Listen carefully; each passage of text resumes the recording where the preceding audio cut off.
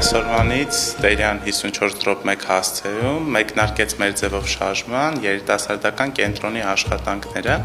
Առանձնացրել ենք հիմնական ուղղություններ, 5 ուղղություններ, կարիերայի եւ անձնական աճի զարգացման ծրագրեր, կրթական ծրագրեր, հայ առաքելական Սուրբ եկեղեցու պաշտպանության ծրագրեր, մշակութային ծրագրեր եւ երիտասարդների համար նաեւ առանձնացրել ենք բացահայտիր Հայաստանը, իրականացնելու ենք այդ արշավները,